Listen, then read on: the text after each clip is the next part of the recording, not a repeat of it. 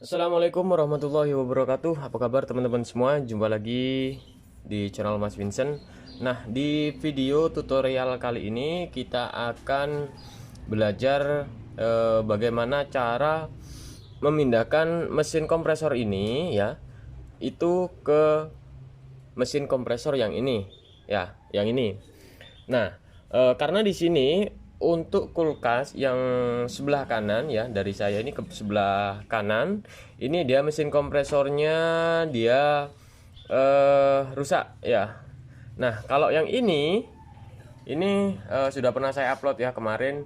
Dan untuk yang kulkas ini dia evaporatornya yang rusak. Makanya kita ganti mesin ini ke kulkas yang satunya.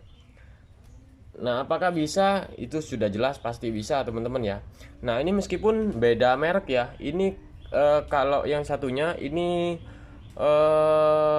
kulkas Sanyo, kemudian yang ini dia kulkas Sharp. Nah, ini kita akan pindahkan. Nah, sebelum kita pindahkan, kita cek terlebih dahulu ya. Kita harus cek terlebih dahulu oli kompresornya ya. Nah, supaya nanti ketika sudah terpasang itu tidak kekurangan oli. Nah, kalau misalkan kekurangan oli itu mesin kompresor akan overheat atau yaitu yang disebut dengan terlalu panas yang berlebihan, teman-teman ya. Sebenarnya untuk mesin kompresor ini sudah dibedah ya. Jadi sudah dibedah. Saya kurang paham juga karena kenapa, kemungkinan ya macet atau apa ya. Ini sudah bisa. Kalau ini masih orisinilnya.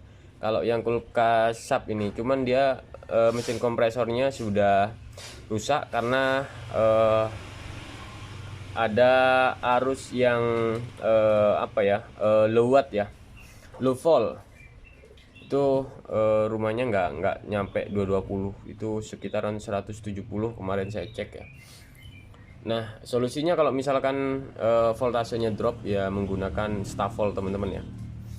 Oke, sekarang kita potong semuanya, kita potong ya. Jadi kita potong seperti ini.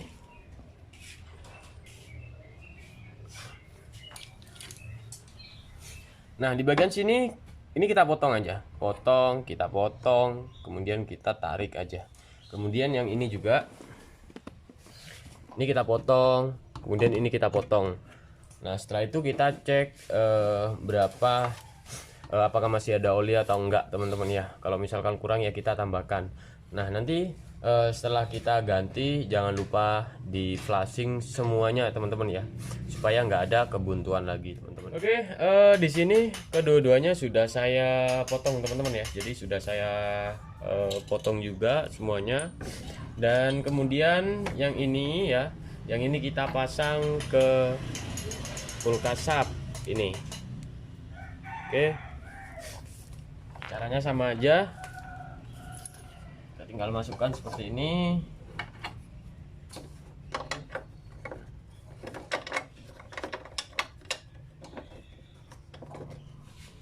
Nah, ini sudah. Jangan lupa dikancing, teman-teman ya.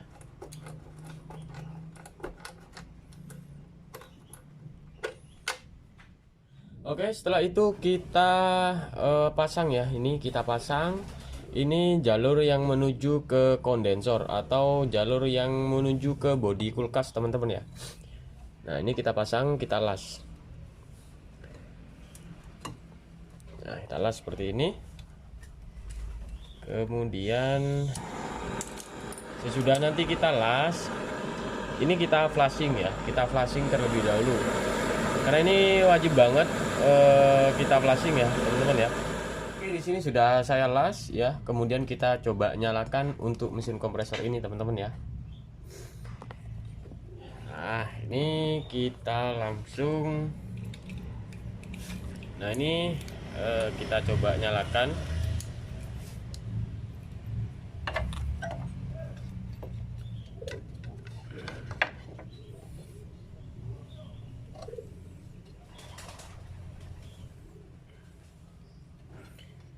Kalau ini ini kan relay bawaan dari mesin kompresor yang tadi ya. Jadi kita perlu rubah. karena mesin kompresor ini dia nggak pakai kapasitor, jadi kita langsung aja, kita langsung seperti ini. Ini kita ganti relaynya teman-teman ya. Relaynya karena relay memakai relay satu kaki ya. Ini kita memakai relay satu kaki, ini aja cukup. Nah seperti ini, kelihatan nggak sih? Nah ini ya, ini seperti ini lah. Kemudian kita coba nyalakan.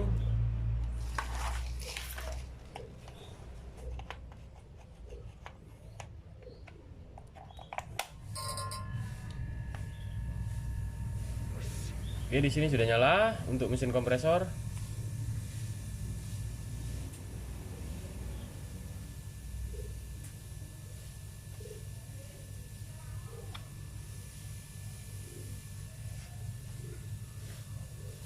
Nah, ini kita flashing dulu teman-teman ya. Nanti kalau misalkan kita flashing, takutnya kenapa? Takutnya di sini ada kebuntuan ya di bagian pipa kapiler atau di bagian evap ya. Makanya kita harus flashing dulu.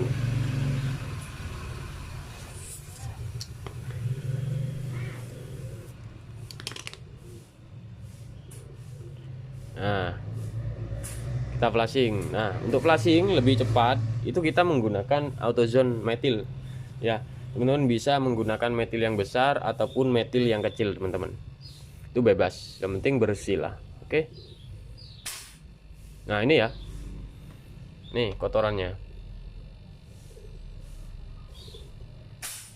Tuh.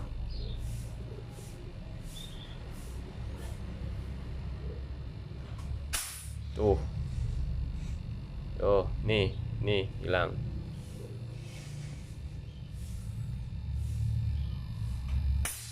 Tuh.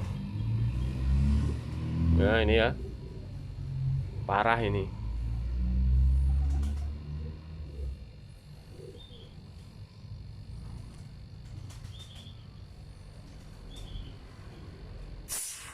Ini di bagian evaporator, di bagian pressure kalau misalkan seperti ini jebol lah. Bakalan ganti kompresor terus kalian. Oke, kita bersihkan aja ya karena ini mungkin prosesnya lama karena kotorannya terlalu banyak banget. Biar teman-teman nanti ambil inti-intinya saja teman-teman ya. Oke, kita flashing dulu teman-teman ya. Nanti selesai flashing nanti saya tunjukkan kembali.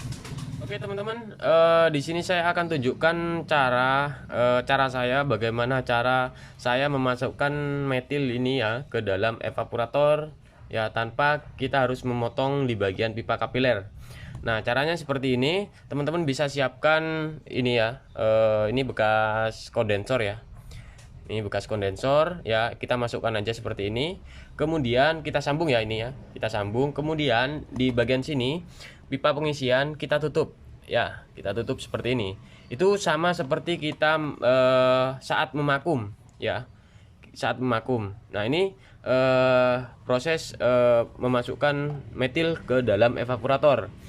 Nah, ini tadinya ini full ya. Kemudian saya masukkan ini seperti ini. Nah itu teman-teman kayak seperti ini. Setelah seperti ini kita pasang, kita tutup ini, kemudian ini nyalakan. Sama seperti memakum teman-teman ya. Nah ini tunggu udara sampai habis. Ya nggak habis terus habis ya. Kalau seperti vakum kan itu harus habis. Nah ini kan nggak mungkin ya. Intinya ini udara sudah kecil baru kita masukkan metil, cairan metil seperti ini. Nah kita masukkan seperti ini. Kemudian kulkas kita matikan. Nah supaya mesin kompresor ini mati teman-teman ya. Tujuannya seperti itu. Nanti kita tunggu sampai benar-benar metil ini terhisap ke bagian pipa kapiler. Nah terus sampai ke evaporator. Tujuannya seperti itu. Nah karena di sini sudah habis ya untuk metilnya, baru di sini kita tutup. Nah ini kita tutup, kita buntu. Kemudian di sini kita cabut. Nah ini ya. Kemudian yang satunya lagi ini bisa teman-teman cabut atau enggak, terserah. Nah, setelah itu kita biarkan dulu nih selama 5 menit supaya cairan metil ini bisa meresap ke bagian jalur-jalur evaporator. Jadi untuk oli-oli yang sudah banyak di bagian evaporator itu bisa cair dengan menggunakan ozon ini. Ya, kita tunggu sampai 5 menit baru kemudian kita lanjutkan pemelasingan di bagian evaporator. Nah, untuk cara-caranya sama aja seperti di video-video saya sebelumnya teman-teman ya. Oke, kita tunggu teman-teman ya. Oke, setelah kita tunggu sampai 5 menit ya, baru kita nyalakan untuk mesin kompresor ini.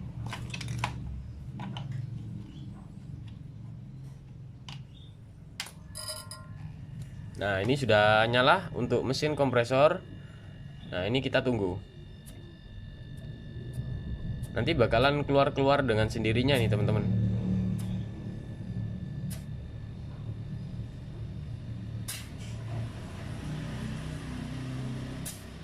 Ini biasanya kalau kotoran kotoran olinya itu terlalu kotor banget, ini membuat nggak bau ya, membuat bau. Nah, ini udah mau keluar.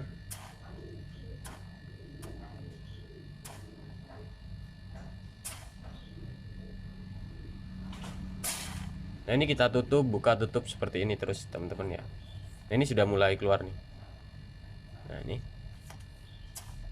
Nah, oke, seperti ini. Nah, ini ya. Nah, ini kita flashing terus teman-teman ya,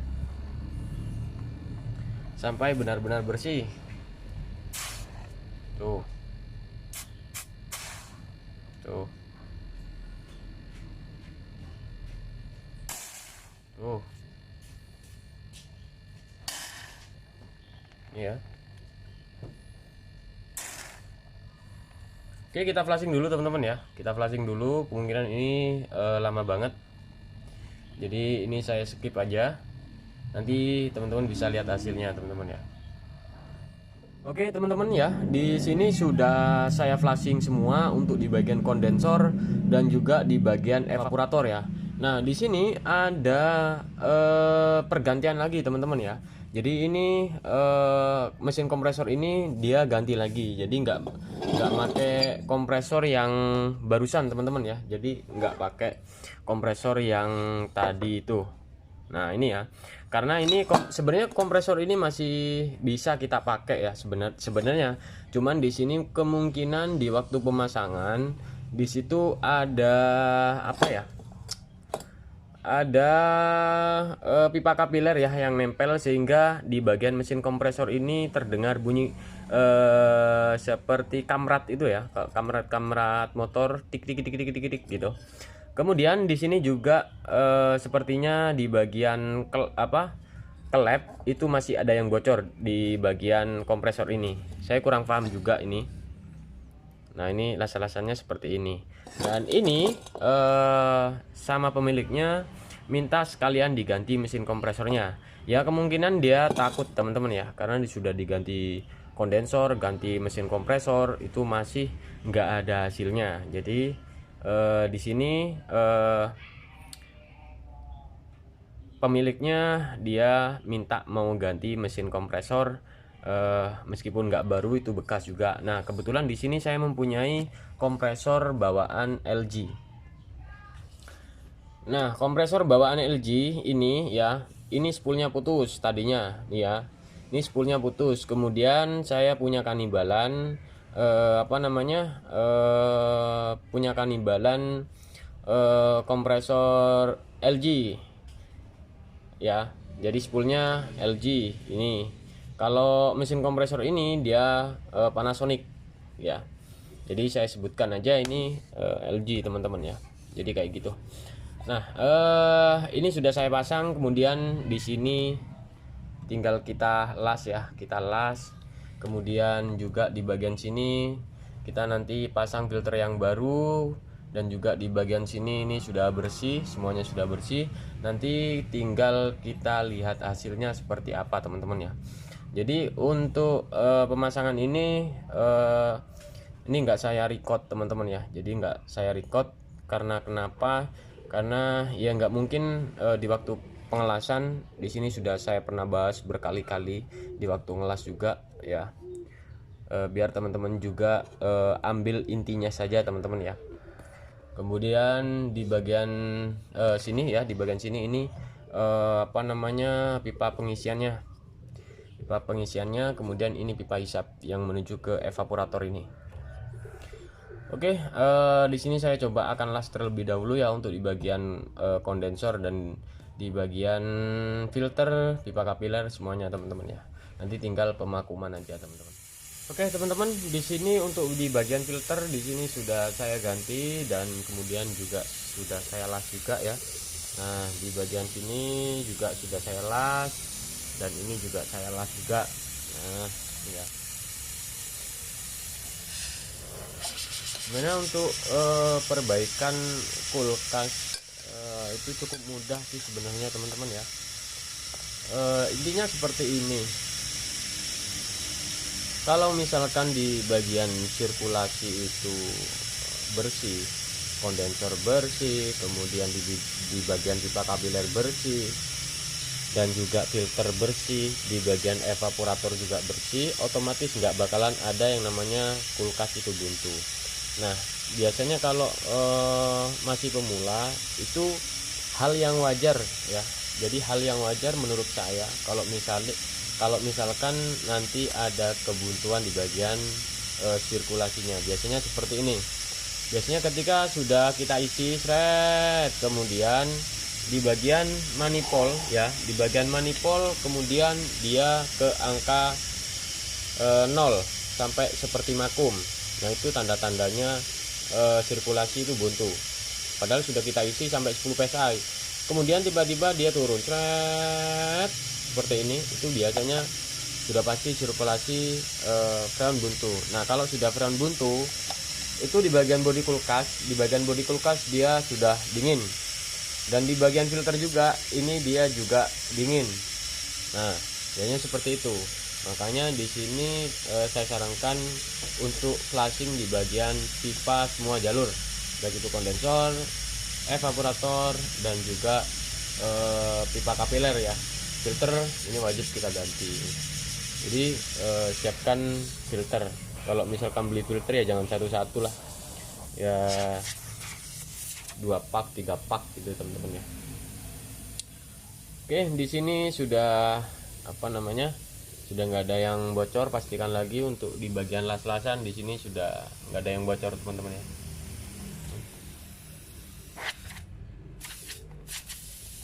Nah oke, ini kita buntu, coba kita buntu dan kemudian kita flashing dulu bentar ya.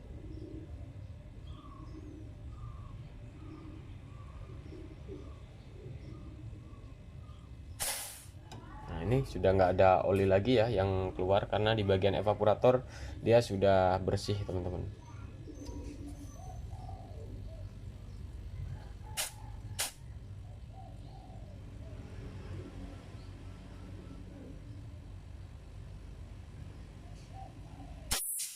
Nah ini sudah bersih teman-teman ya.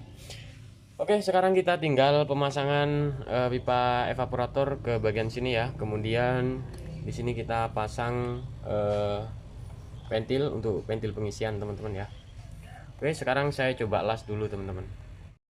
Oke teman-teman, di sini sudah saya pasang ya, dan juga sudah saya vakum. Di sini sudah saya las juga. Dan untuk tekanan ya, di sini teman-teman bisa lihat tekanannya itu sekitar berapa ini? Sekitar 7 psi ya. Kemungkinan ini 10 psi ya yang saya isi. Kenapa ini bisa turun? Karena di bagian evaporator sudah mulai dingin, dan untuk di bagian filter di sini sudah mulai hangat ya. Dan teman-teman bisa lihat di bagian evaporator yang sudah saya isi freonnya ini. Oke, sekarang kita buka.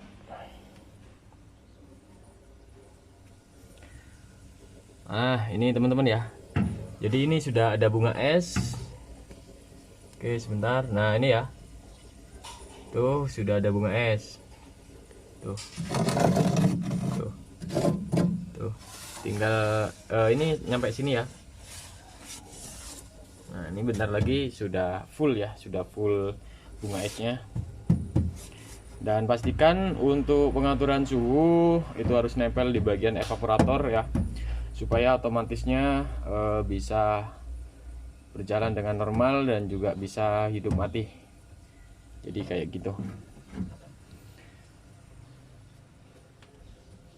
Oke, nanti kita isi kembali ya untuk freonnya, karena ini freonnya masih kurang ya, kurang dikit lah sebenarnya teman-teman ya.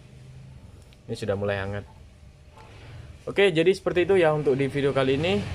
Semoga video ini bisa bermanfaat untuk teman-teman semua. Jangan lupa like dan subscribe. Assalamualaikum warahmatullahi wabarakatuh.